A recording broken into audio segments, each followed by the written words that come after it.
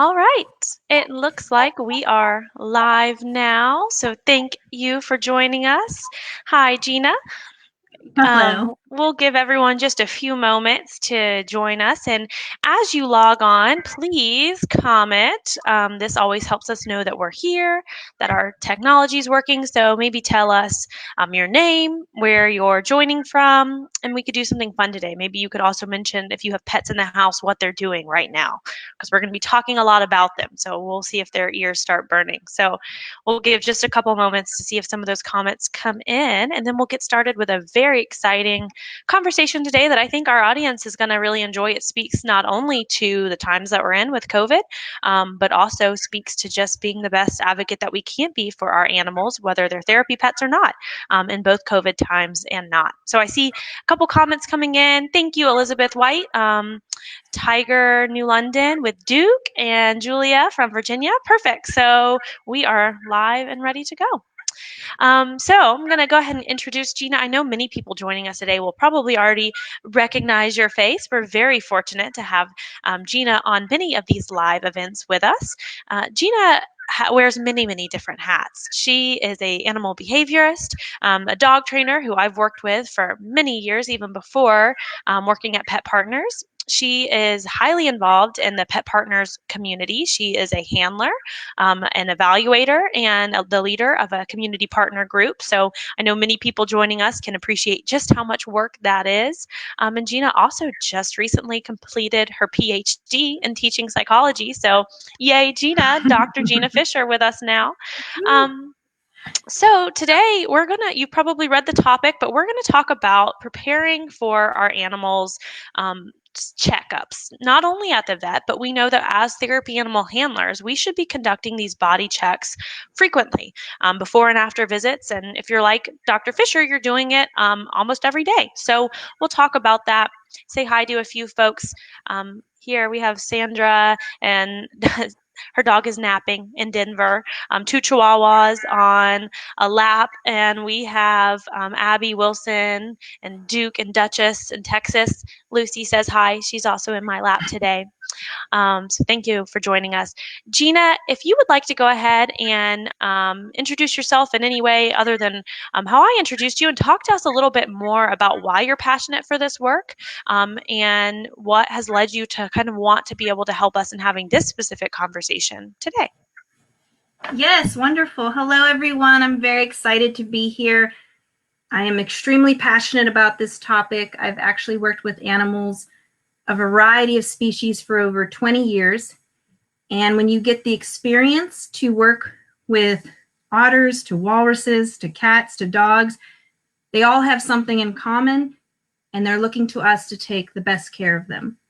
And you really don't want to go down that route where an animal might have to be under anesthesia just to be looked at, or their teeth being cleaned. What if we could be proactive? And that's the overall message I'd like to give to everyone today, is what can we do to be proactive in their care? So where this passion comes from is working with animals for years and really wanting to look at that animal care side in a way that's not stressful, it's not fearful. And I absolutely love training when it's a team dynamic.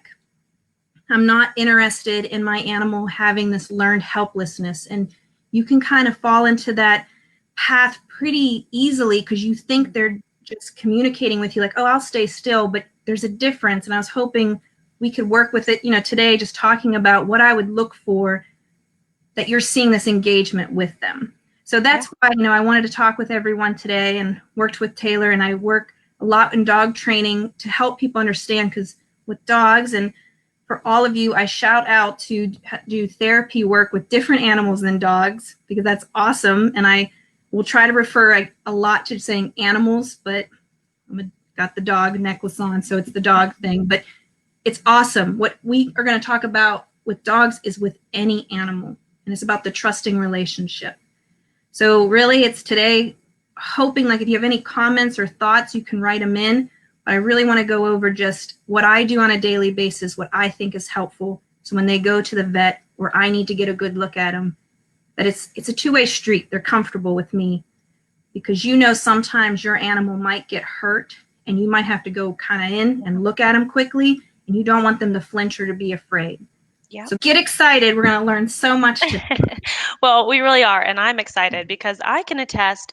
When I first started training back in Atlanta with Gina, Gina was one of my training mentors, and I really did learn a lot because when you are someone like Gina who's having to work with species that we're less familiar with, maybe some really big mammals, and it's not a situation where you can just force, for lack of better terms, an animal into lifting up their paw to check a nail.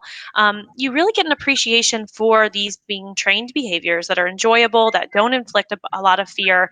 And I realized early on, even in some of the things that I was doing with my really docile therapy animals, who for the most part are just happy to be touched. So I would assume they don't care if I'm, squeezing their feet and looking between their paw pads. And I learned in situations sometimes they were uncomfortable. So I'm excited to be having this conversation. And like Gina said, if you have questions, real life examples that or anything that you'd like to ask, put them in the comment box throughout. Now I'm going to be monitoring that, and we'll have time at the end to go through some of those and do the best we can to help answer. A lot of times we find too, it's not just asking a trainer who's going to have all the answers. It's a dialogue. It's a conversation. You know your animal best, so we're here to try to help figure out what's going on.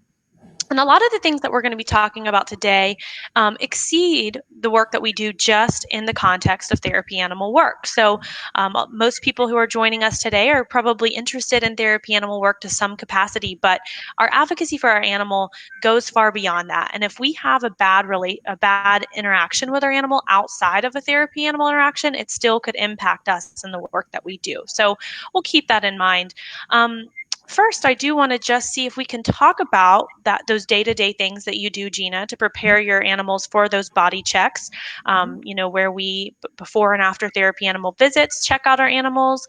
I encourage people who have pets who are not therapy animals to do these things at least once a week to make sure we're really not only keeping our animals engaged in this kind of training activity, but also making sure that they're healthy and don't have any ailments. So, just talk us through what you do and how you prepare your pets for these cues.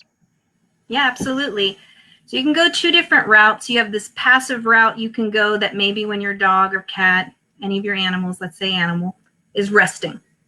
So I work with my dog when she's already a little bit tired. I might pet her a little bit more in areas that I don't normally pet, and she's already comfortable and relaxed.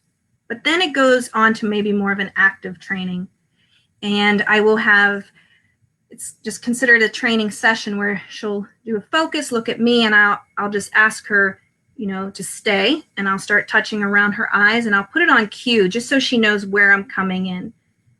I work a lot on this, but I know that when I drop my dog off at a vet or at the groomers, I could probably, as overprotective mom I am, go over the list of everything they know and what to do, but that's not probably what's going to happen, which is fine. They're doing their job. So they're probably just going to go in and give a good look. So I think it's really important to train it both ways. I think it's great to get a focus, just have them eye contact, ask them for their eyes, just go around their eyes, pick up their ears, look at their mouth. But I think it's very important to kind of just go in and do it as well, and that they're comfortable. That is more of a body language. But I have been faced with my dogs. I'm a really good mom, but sometimes they get hurt and they've cut their paws or they've fallen and they've scratched their nose. And I want to know what just happened to you, and let me look at you. Is that okay? Is that okay if I just run up to my dog, grab him, look at him? And is that trained? And I wanted that to be trained. I wanted them to know that if I need to look at you right now because I'm a little bit worried or scared, and that your anxiety might be high, you want to train them in a great situation, a comfortable situation. So when it happens, they're understanding. And I really think it's so important because I've done this for years, and I feel like with my own animals, I was training them, and I believe they were just doing it to be still, to get it over with. And that bothered me. I'm like, okay, that's great. I'm getting a chance to look at you, but you don't look like you're into this at all. So most important with training is approximations. Take these tiny little baby steps and start out where they're comfortable, they're relaxed. Okay, next might be just in the house where you do very small sessions. It could be 30 seconds. Focus, stay, run along their back with your hand, pull on their tail. Start working up on these things, like very slowly. And I'm a little obsessed with my animals, so I write journal entries. And I'll say, oh, today this is what we did. Let me see if I can move forward the next day. And the great thing about training is if you go too fast, then just go take a step backwards. Mm-hmm. I want you all to know how incredibly strange I am. I call it the marching band training. So I will pretend I'm playing the drums on them and the cymbals, and I even do the harmonica on their back. Look, I got a life, I swear. But I want them to know it's all different no matter what, because I don't know exactly how they're going to be handled. Yeah. And what I found is if I handle them in these different ways, that it helps me with the therapy work. Because as much as we want, and we try our hardest to be their best advocate and pay so much attention, you could easily be distracted and somebody could be running over and wanting to touch them. You want your animal to be so well trained that when you look back, they're looking to you. Are they okay? Are they comfortable? And you hope, absolutely they are. I've already done all of these things with them. So remember, all the parts of your animal too. Don't just focus on the head or the back. You've got to look everywhere, yeah. And that's going to, and so will the groomer. So it's really important. I do this every day, and I vary it up when I do it, and it really takes 1 minute. Yep. And I love that idea because, I found when I started to do a little bit of both, where you're coming in, checking your animals kind of unsurprised so that they're ready for that and know it's not some tragic end of the world event. But also when you introduce it as a training session, I feel like they have a little bit more control over the situation. They know what's happening. They know how it's going to end. And actually, Gina's the one who taught me, this is when we're bringing a lot of treats out. We're making it a really rewarding experience. We're bringing things like their brushes out and just putting it next to them and not using it all the time. We're bringing those awful nail clippers out and just presenting them sometimes without actually going through the misery of nail clipping. So every time we see these stimuli, we're not just freaking out and assuming that the worst is going to happen. And I know you joked about us being animal nerds who document these kinds of things, but as we talk more and more to the world of professionals who incorporate therapy animals into their work, the documentation of what you do to stay active as someone who is engaging in best practices as you prepare your animal, I think that that's really great documentation to have of what you do. So I love that you mentioned that. I see that there are some really good questions coming up, and I like to see this because it affirms what you and I have been talking about offline, Gina, but right now we're in this strange situation where for most of us, when we take our pets to the vet, we don't actually get to go in the room with them. Sometimes we're even driving up, a vet tech and a face covering is coming out and taking our animal from us. And it also not only confuses our pets, but it causes a lot of stress in us as handlers. We don't get to watch, we don't get to tell them what's going on. So although we would never hand over the leash in a therapy animal setting, can you walk us through how you've started to really prepare for these kinds of vet checks when we can't be with our animals, and what you're doing also for your own sense of anxiety when you have to hand over your beloved baby to a masked stranger? Yeah. I knew that these behaviors were always really important.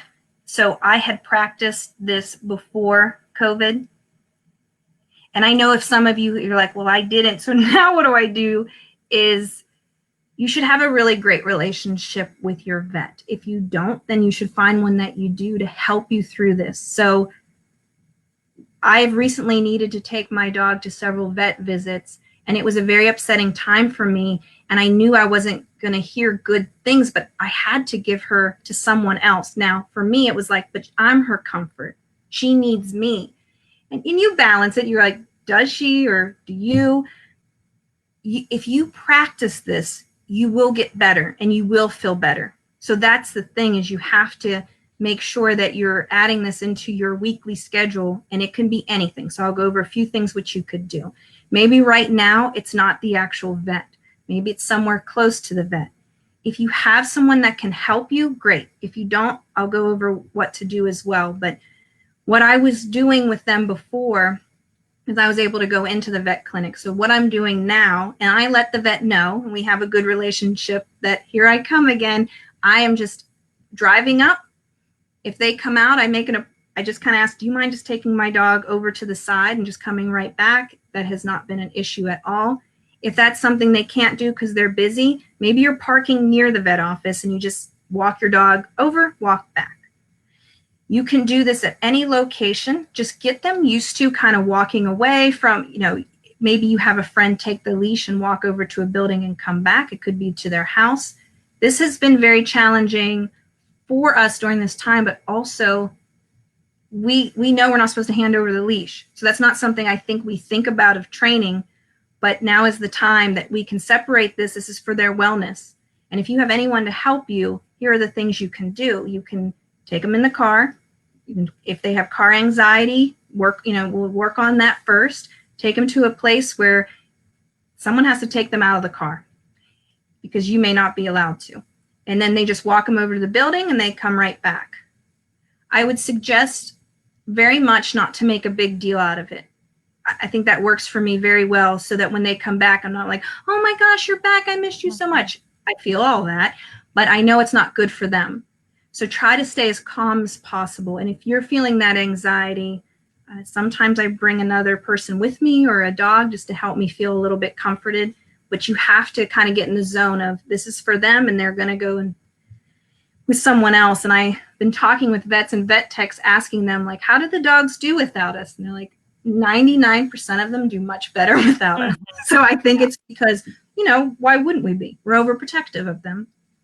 So if you have someone to help you, work on it. If you don't, then you can work at it at your own home, where you can just pretend you have the leash on, you're walking around, go into a different room, ask them to stay, and build up the duration. It literally might be 3 seconds the first time. The next time it's 10 seconds, but get them used to being away from you.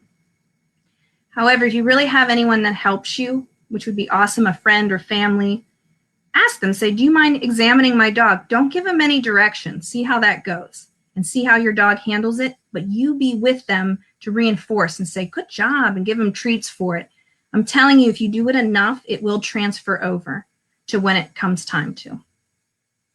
Yeah. And you said it's funny, like sometimes I think we worry, am I going to be bothering my vet? Am I going to be showing up too much? But as someone who I was a receptionist at a vet in the past, and I think you'll actually see that the people have a lot of, first of all, respect for the fact that you're being a responsible handler.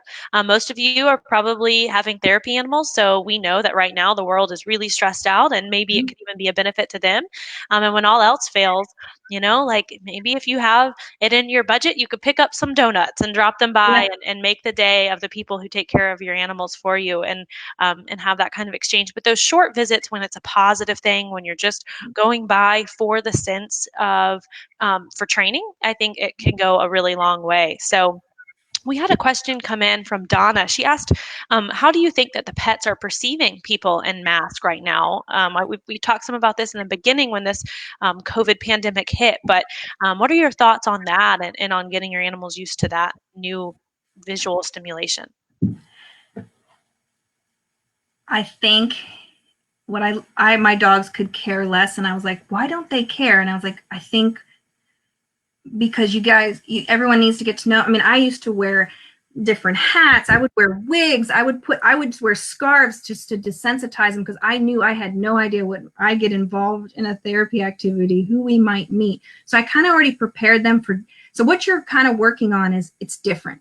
Just because it's different, it's okay. Look to me if you need help. So when it came to the masks, I have not seen my dogs react to that at all. But if they did, and I started doing it first. So of course I was wearing it in the house, and I would wear it around them, and nothing. So then you go out and then they kind of see it, but you notice like it became the new normal very fast. But if you have anything, if it was somebody wore a big hat, or again, a scarf, or I believe as a trainer, just take it slow, and it's called counter conditioning. They see something, they get a treat. They don't even have to look at it or touch it too much. They just know that it's not a big deal, but it really has to do with us. So I think because some of us already know it's masks, that's how we feel. I remember my dogs first meeting or seeing people with masks. I didn't care, so they didn't care, it seemed like. So just be real careful not to ever react too much to it, because then they may. But if you have any issues, just practice with it. Kind of wear it around the house, and when you're walking around outside, if you see anyone, just good job, and give them a treat or a pat because they looked at it. Definitely. Yeah. That's a good point. I know Elizabeth said that Duke, her dog, growled the first time she saw a mask or he saw a mask, but then didn't do it again. So it does take that time of sensitization or desensitization. And I think it also, there's a lot we can practice as we work through this crazy time together. I have noticed my dogs are actually much more inclined to have a reaction to a person wearing sunglasses covering their Mhm. eyes. They tend to look to people's eyes, and when those are covered, that throws them off a little bit. And so I've had to take some steps to get them used to that. And again, look for these confounding variables because it's not just the mask that's different, as we all know about the world today. Mhm. The hesitance that we have in greeting each other, how we stand back kind of awkwardly, and you don't know how far you should approach someone. We all are. I don't know if you're like me, you're doing this thing where you're like, oh, do we shake hands? No, we don't do that. And Mhm. so the hesitance that we feel and the fear that we feel as humans is definitely something that is going to come across to our animals as well. So it's a learning process together where we can look for stress signs. Speaking of stress signals, can you talk about some of the stress signals that you look for, whether it be in these self checks or in meeting new people, and talk about what you do when you notice a stress signal from your animal? So obviously you know your animal best. And I don't say a gut feeling because I don't like the word gut. So I say my inner guide. So if you ever have an inner guide, if you feel like this doesn't feel right or some believe in it, because I've worked with my dogs and I've seen something. I'm like, that's weird. I don't think that's abnormal. I mean, think about what is that they just did. And it might be a tail tuck that they've never done before, or simply just averting, their eyes or looking up. That's not normal. So I feel, and I get so passionate about, like, listen to them. They're not lying to you. They're not telling you something just because they're bored. They're talking to you in a way that we need to learn that their communication. So let's say you're doing an overall body check and you're starting to notice maybe like stiffness, or I, sometimes they pull away. You've gone too fast. Mhm. Know that that's on you. And if it's okay if you all make mistakes and you go too fast and your dog stiffens up or pulls away, it's okay. Just don't go too fast, because it's hard to come back from that if you go in. I don't want any of you all running up with actually symbols now, because I said do the marching band training, but you go nice and slow. If you see something that's off, take your time. And you have to be careful, because I know most of you might go, well, am I just training them that, and now they're not going to do it because then again, you've gone a little too quickly, and just take some steps back. So stress signals will always be something that you're going to know best. You are, because those are the animals in your care and you see them. So when it comes to from a rabbit or a bird, dog, there's something that they're doing different, and you have to pay attention to it. Now, if it's repeatable, then it's possibly then, yeah, this might be stress. Do I think maybe some stress is okay because you got to get through it? Just like us. We're not comfortable all the time, and there's times we have stress. But remember, they're attached to you. So it's not like they can freely leave or not have any interest. They're with us. So they're looking to us like, are you reading my body language? Mhm. And how can you help me?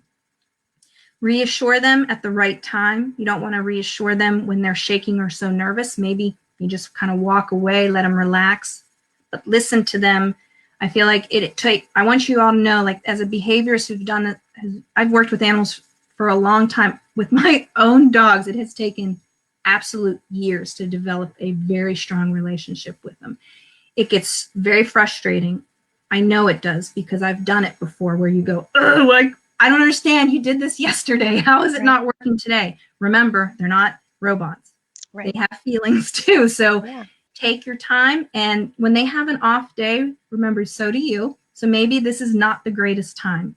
And I know that you all know, as a volunteer, if you go to an event and it's not working, you get to leave, Right. especially for your animal is not feeling it, and and I probably myself, you sometimes maybe think you push it a little bit because you don't like, oh, is this okay? Just walk away, take a break. And when they know that you're listening to them, you'll notice that connection is so, you can't break it.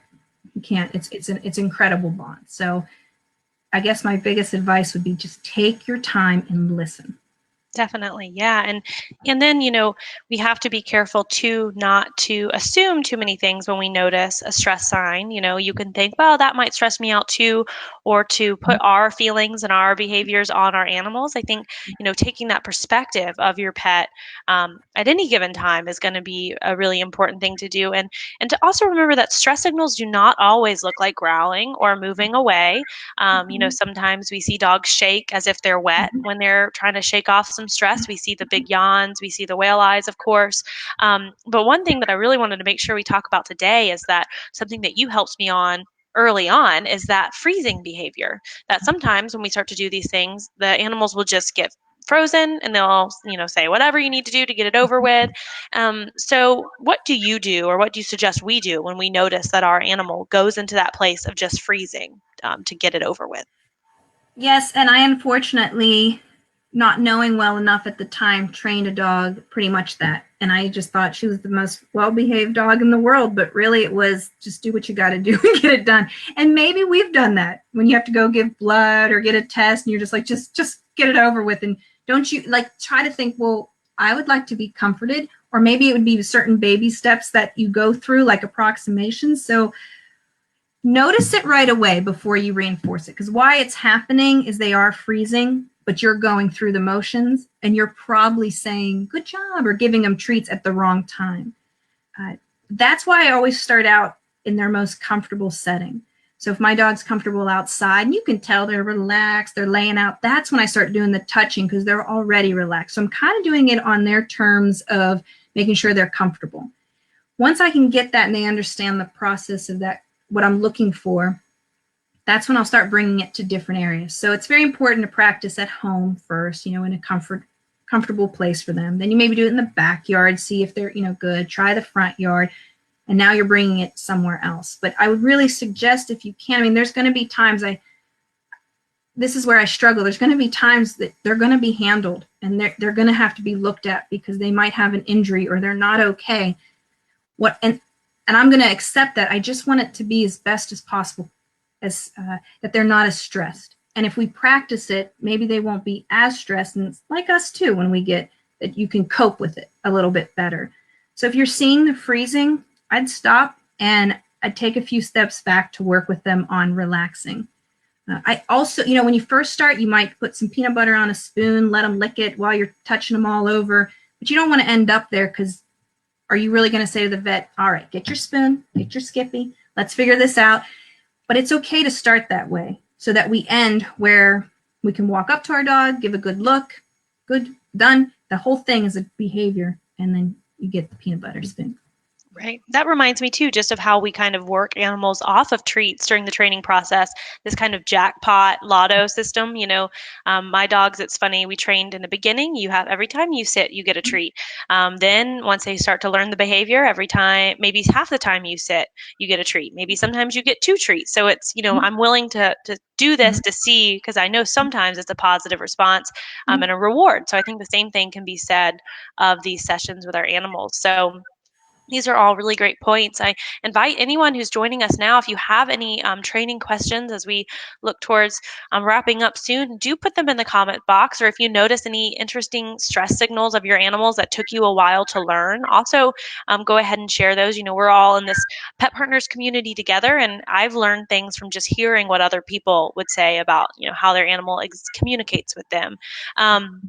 So while we wait to see if anyone has any questions, what do you typically do with your animals on these just daily or after therapy animal checks? What parts of their body do you check, and how do you do that, and why do you do that? What's the importance of doing those things so frequently? So I do put them in categories. I'll be like the head, the body, the legs to the paws, the tail, and kind of their underside or their abdomen. I worked for a vet years ago that said their paws are like their private parts. They just do not want to be touched there. And I think you all noticed, like, they do not seem to, and I don't know, is that because of us? Did we train that, or are they sensitive? So I do train. I'll look at their head. I pick up their ears if their ears are already erect, and I always smell inside their ear, because vets will do that to smell if there's a yeast infection. There you go. So that's fun to smell your dog's ears. It's delightful. Around their eyes, and I'll put my hand above, like on their, right above their eye, and like put my finger, because sometimes, with any sort of eye issue, you're going to have a vet kind of looking at the eye, coming close to them with a tool, like to look into their eyes, as well as eye drops. I mean, these are things that we don't think about until it happens, and they're not trained, and now we're forcing it, and it stinks. I've done it. I've had a dog that had a cut on her nose, and she's very well trained, but when I went to go put the ointment on her nose, it was going to be a fight, because she was like, I don't know what that is. It stinks, and it's going where? So that taught me something, and that's what I hope you all learn. Like, you're not going to be prepared for every single thing. Right. But when something happens, remember that, so that you can use that in the future with other animals. So I do touch their nose. I go around, where they have a little bit of the flap here, and very, very important, their teeth. And I think we all know that with every single animal. This is a hidden area. Mm-hmm. You are not able to see that.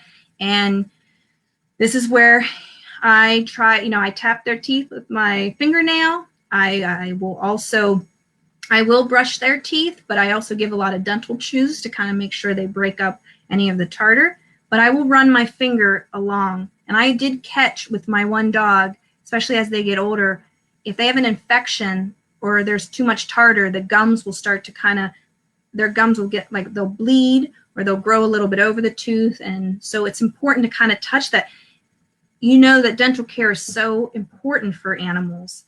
And also, animals mask pain so incredibly well that by the time something is wrong, I'm not going to say it and be depressing of like it's too late, but it's getting to a point where we kind of missed what we could have done proactively. So pay close attention. I'm telling you, if your animal does something different, pay attention to it. If it is, write it down or learn about why would they do that, and watch. If it's repeatable, then I would, I don't know. I love my vet. I'm on like speed dial with my vet, I'm sure. But so I do the head, their paws. What I'll do is I will touch on the top, but putting your fingers in between their little toes. I once made this up, and I pretend it's a fact, that ticks love to hide inside their toes so that people actually look at them, because I don't know how to get people, like, they get a cut on their paw, they are going to hide it like you are never touching it. So that's important. But also their abdomen, I'll press a little bit on it, not too hard. And look under their tail, people. I know this isn't exciting stuff, or if they have a little tail, whatever it might be, look around that area. Oh, I wanted to tell you 2 more things that I think is important, how I get excited. Recently, I had to get a urine sample for, the vet from my dog. Do you know how weird it is? Like, I watch them when they defecate, but when they pee, it's like, go for it. But you need to pay attention to that as well. And I had to put a little tray right underneath her, and it was probably the rudest thing anyone could possibly do to someone, right? Yeah. So if I were you too, because you're like, follow them when they go to the bathroom. Stand close, watch what's coming out. If they have a urinary tract infection or something is going wrong with their stool, obviously getting a fecal sample, you can go get that. But when it comes to them peeing, you want to free catch urine so that there's not contaminated. So you're putting that tray under them. That's weird. So practice being close to them and paying attention to that.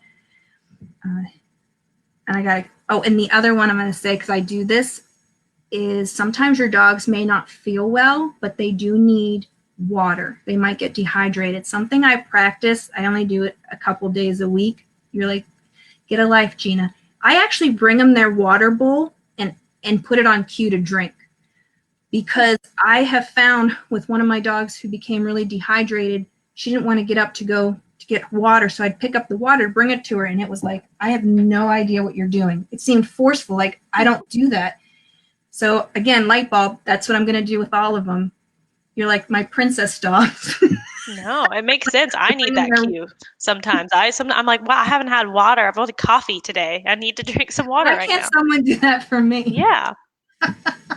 So just like little things that you may, I think you all, experience is the best teacher. Mm-hmm. And unfortunately, when you go through some experience that are upsetting, like, oh my gosh, my dog is sick, I wish I would have done this, use that for the next time and continue it. Definitely. Yeah. And I see we have some points coming in to touch on, and a lot of this comes back to we talk about some people are saying, there's different rewards. Some dogs have Yeah. need or animals need treats. Some Mhm. respond just as well to praise, Mhm. and whatever it is that your animal needs a reward for. I have a very boisterous standard poodle, and after we conduct these little training sessions, he is just amped up, and we have to go run and play and do something to get the energy out, and that's a really helpful reward. And we also had it brought up the very true point that in any of these interactions, oftentimes it's our mood. I've had a German Shepherd in the past who, ooh, the first time I took him to the vet, even when he was 6 weeks old, he had his hair up and he was not happy. And then every time after that, no matter what I did, I was expecting the worst. Mhm. And I ended up being that it was not just a good decision for me to go to the vet alone with him, which is a hard thing for me to admit as a trainer, as Mhm. someone who works for Pet Partners, but my energy was just Mhm. off for him. Um, so we have Rosie asking a question. Can you give a few behavior signs that a dog is experiencing pain? Yeah. Oh, I think that's a great question.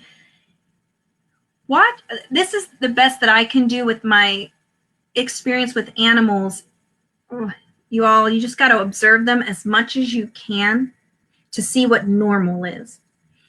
And I really feel like when there's something out of the normal, I really pay attention to it because I feel like it's always been something. And it could be just as easy as a scratch, maybe a bite from a bug or whatever. So what I do is look at what normal is, observe them, and if anything, like, believe it, like if they pick up their paws, they're walking, and then they put it back down and they start walking again, just remember that to see what they do again in that scenario or in a couple hours or so.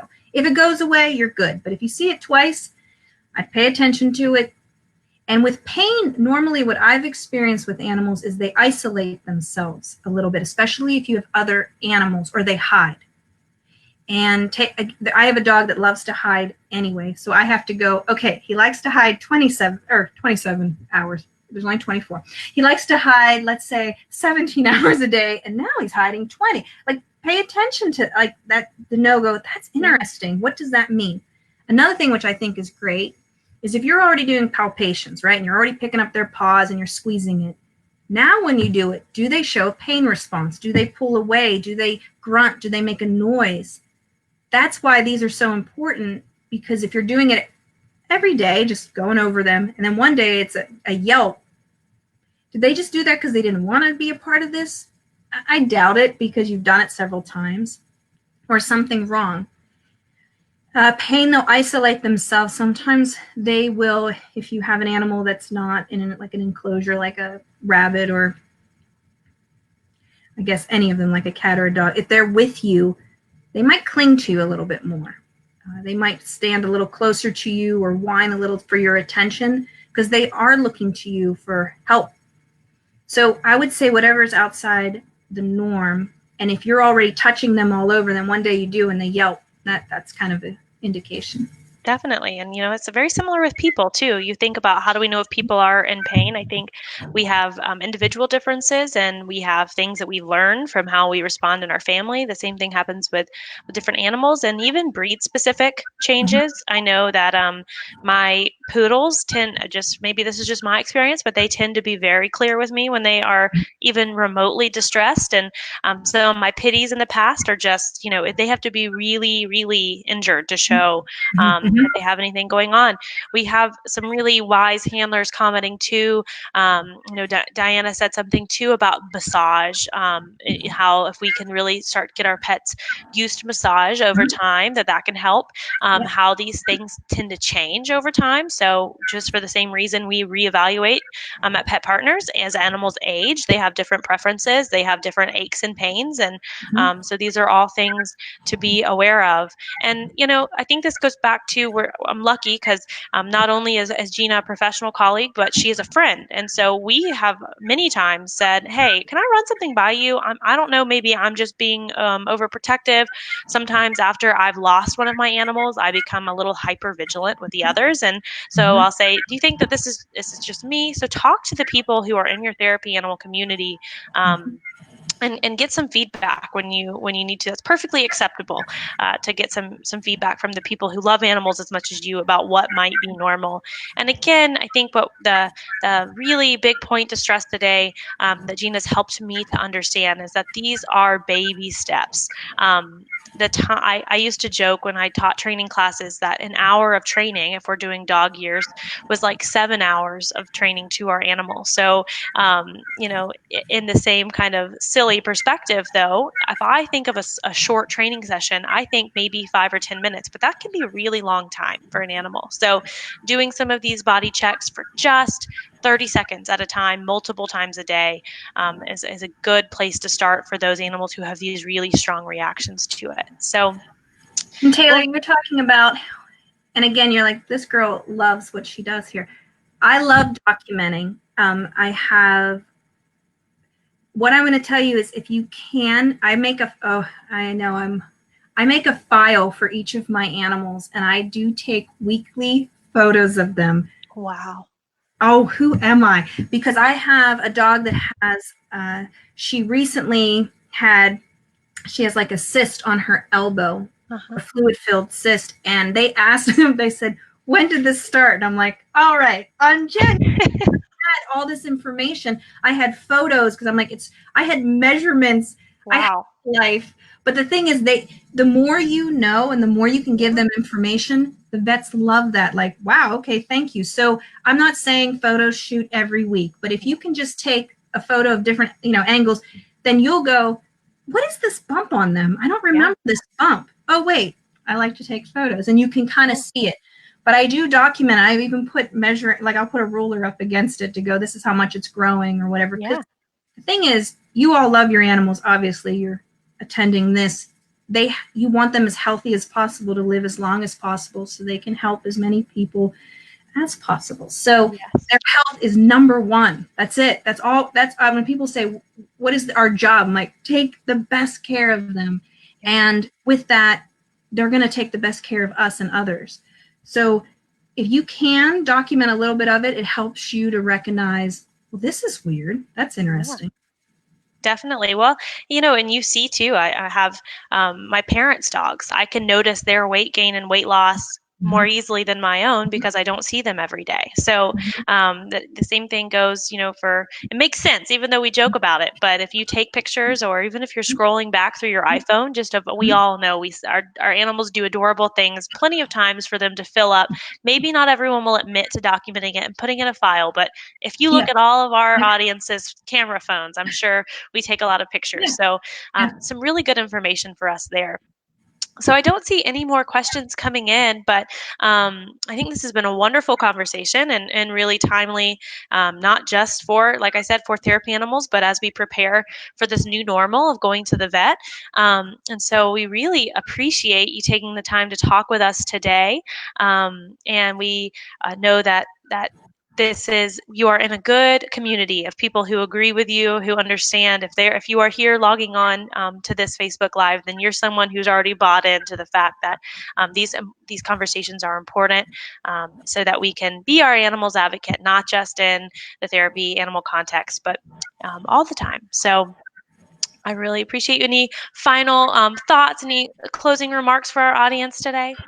Let's just all hold hands and make promises that we're going to look at them every day for about a minute, just an overall body check. And I'm going to tell you, that's my therapy for the day, Yeah. is during this time, and how it's very filled with fear and Yeah. anxiety and where's the hope. And then I am with them and I go, oh, there it is. They're right Yeah. next to me. So I'm like, let me squeeze you. And that seems to really make me feel better. And they feed off of that energy as well. So just hug them. That's part of it. Isn't that great? Best training in the world. Squeeze Yeah. your dogs, squeeze your cats, squeeze your rats. As you watch, and make sure that they're also consenting to. Yeah, they're not like, ah. Yeah. Yeah, Yep. please No, ask. 100%. I agree. We joke, everyone who's watching, for some reason, whatever it is about me, I develop the most clingy animals in the world who like have to be on top of me. And Gina, who is less, she's actually probably a more affectionate and outgoing person than me. Her dogs are like, "Mom, I'm fine. Give me my space." So it's funny I have how the that most all independent lab in the world. pans out. So Who yeah, knows? Well, thank you very much. thank We have some people sharing congratulations, Dr. Fisher, for your you. accomplishments and just gratitude for sharing your knowledge today. We hope you all have a wonderful afternoon. If your dog would enjoy it, go ahead and give them a hug on behalf of us. Thank you for everything that you do to not only share the love of your animals with the world, but to make sure that your animals are as healthy and happy as they can be. So, y'all have a good afternoon. Hi, everybody. Thank you so much. Bye.